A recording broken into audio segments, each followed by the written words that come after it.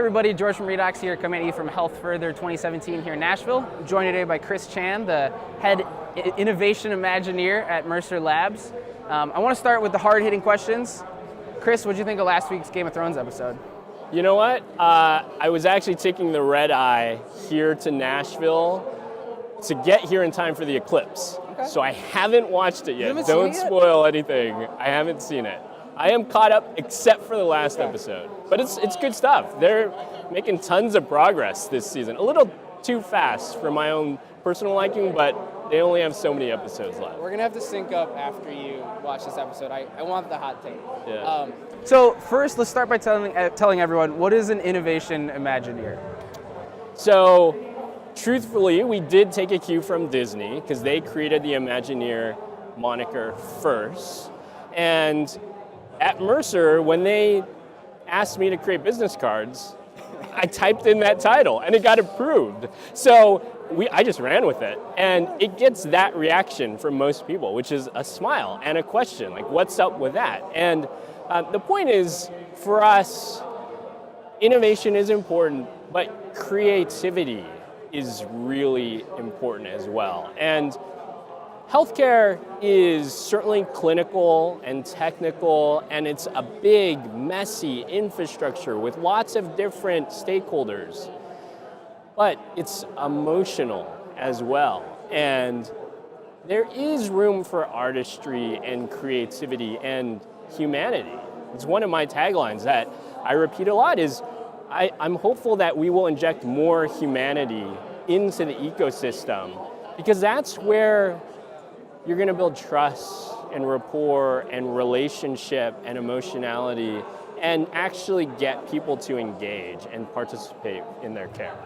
So Mercer Health Labs, can you talk a little bit about what it is, what type of groups you look for? And then I'd love to know about how you look for that humanity or that art element that goes into it, beyond just being another, I suppose, I'll let you talk about it, but accelerator in an incubation lab. For sure. So the short answer is the labs is like Shark Tank for Mercer. And we work with many employers who offer healthcare benefits to their employees to make their workforce and their families healthier and more productive.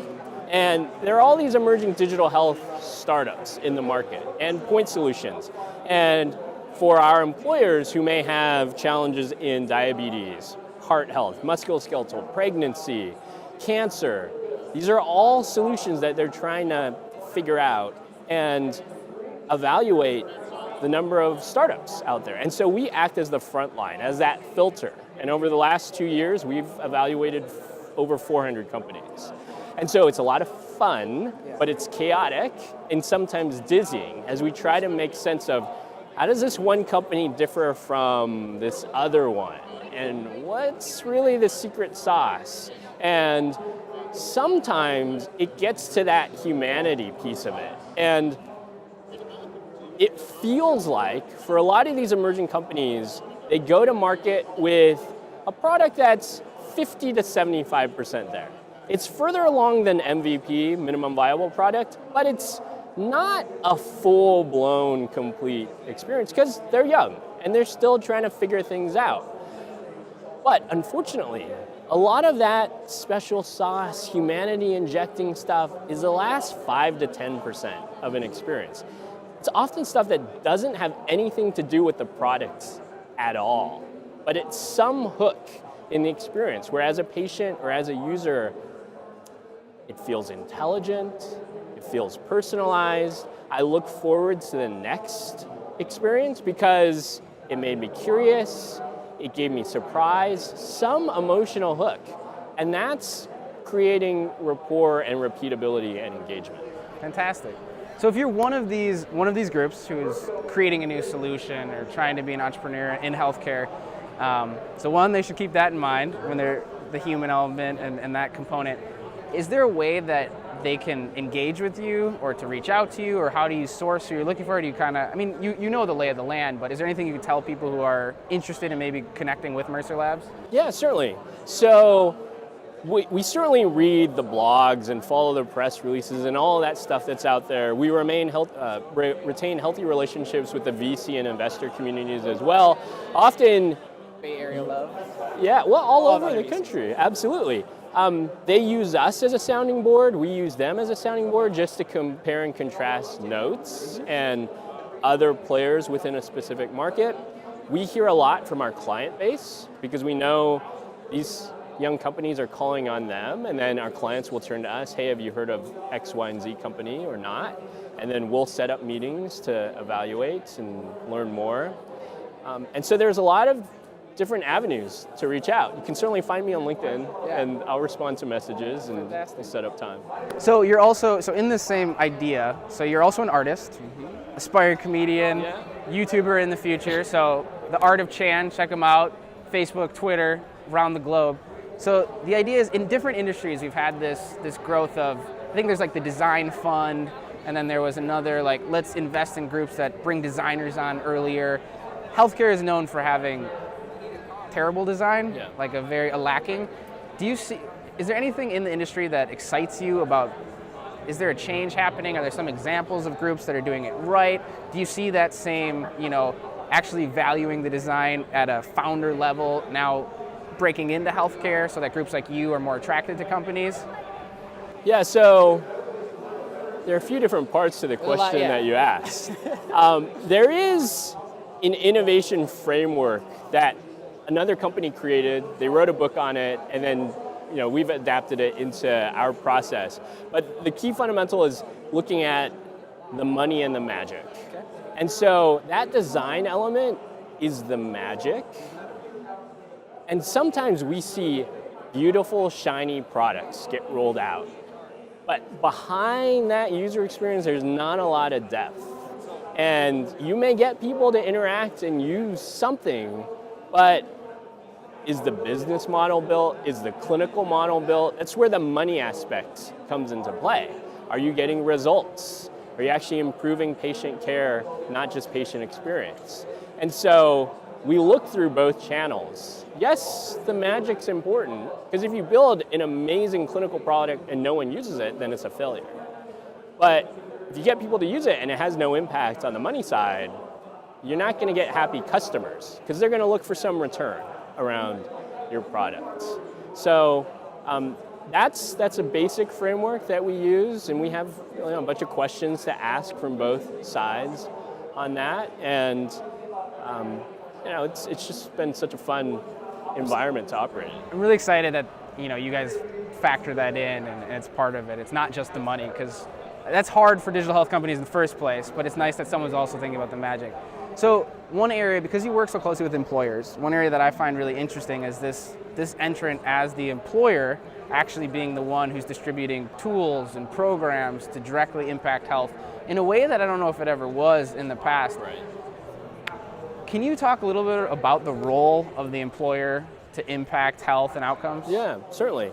So there's good and bad that comes with the space. So the majority of Americans in the country get healthcare through their employer.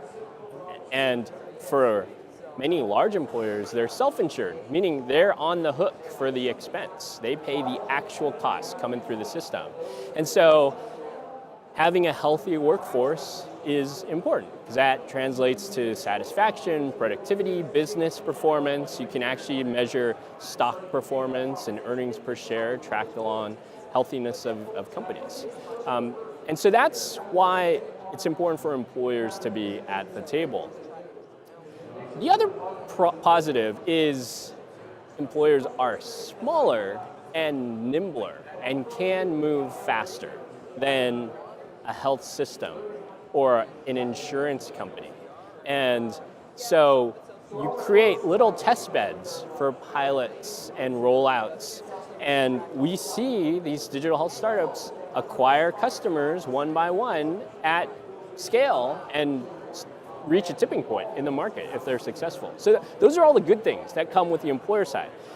I think the major con that comes to mind is, as an employee, how much do I want my employer to be in my personal business? And for certain things, I might be more receptive than others. So if I'm a truck driver and I have musculoskeletal pain and I look to my employer for support in that category, it makes sense. If I'm a working female within a population and I'm thinking about pregnancy, how is that going to affect my career trajectory and my pay increase and promotion? And there are rules that are supposed to prevent, misuse of that type of information, but that concern still happens. How about on the behavioral health side? If I knew that a leader within an organization was going through some personal emotional issues, does that make them a stronger leader for being transparent and vulnerable? Or does it make them a weaker leader because they're not as stable? And there's a lot of stigma in the area. And so employers are trying to figure that out. Interestingly, I think there is some generational change that's occurring where, for better or worse, younger generations are just more open and they put a lot of stuff out there, good and bad. You can find it. Right. And so greater receptivity to embracing employer-based programs. It's an exciting space. So one last thing I wanted to touch on was, there's a quote I found of yours in 2015 where you were saying, in 2015, we're at this point of just information saturation, to the point where it's more important than ever that people find a way to unplug and to take that time for mental health or to check out. We're in 2017.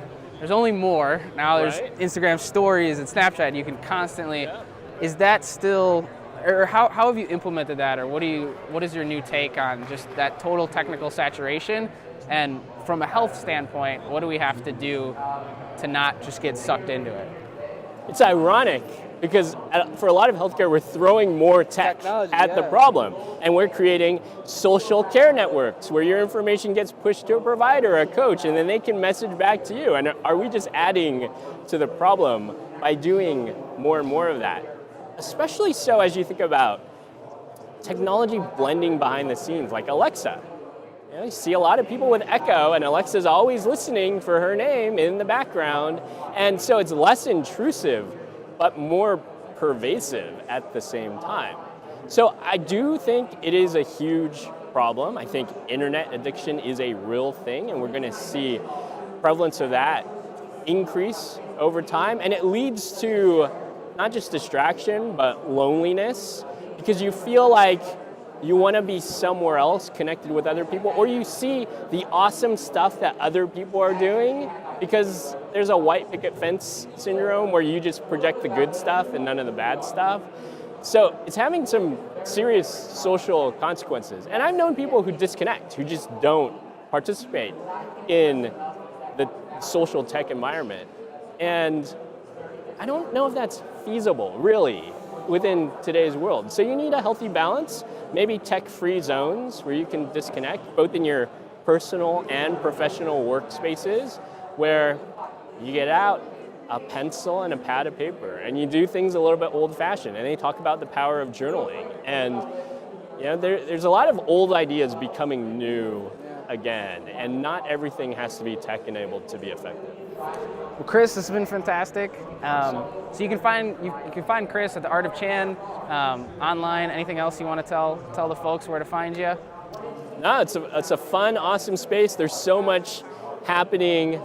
It's just an exciting time to be part of the healthcare ecosystem. So that's it from Health Further 2017. We'll catch you later.